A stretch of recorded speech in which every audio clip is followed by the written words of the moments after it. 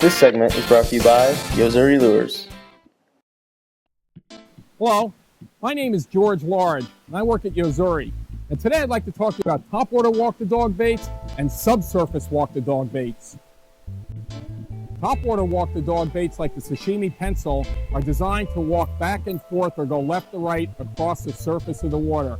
It's a great mullet imitation. There's a few things that you need to know before you do it. First of all, we like to tie a loop knot onto the eye of that lure so that you have freedom of movement and that lure can run left and right. The second thing that's unique to know is that you must leave a belly in your line when you're walking the dog. So it's a combination of a cadence rattle in the lure itself and your wrist and rod action that work together very rhythmically to walk the dog properly.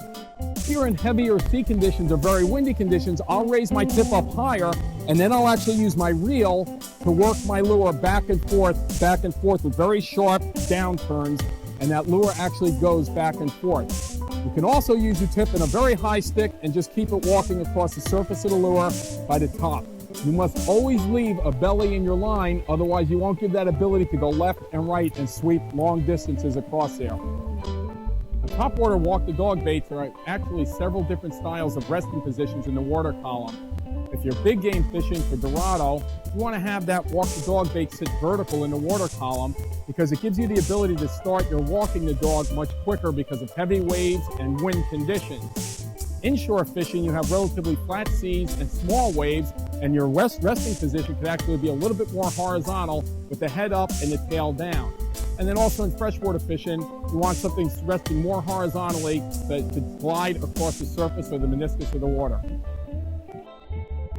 The next style I'd like to talk to you about is the subsurface walk-the-dog lures. What's unique about these things is that they're shaped very similar to topwater walk-the-dog lures, yet they go below the surface. The action and technique is virtually identical to the topwater walk-the-dog, where the lure is actually going left to right across the surface. However, this one being subsurface will use a little bit more of a sweep of the rod tip as opposed to a twitch of the rod tip. You still want to leave a belly in your line to get the same underwater action that you would get on topwater walk-the-dog lure. So sweep, pick up some slack, sweep, sweep, sweep, sweep, and you're building a rhythm with your rod tip, your reeling, and the lure. What happens is that lure takes long slides left and right. It's known as a slider style of lure as an underwater walk-the-dog bait.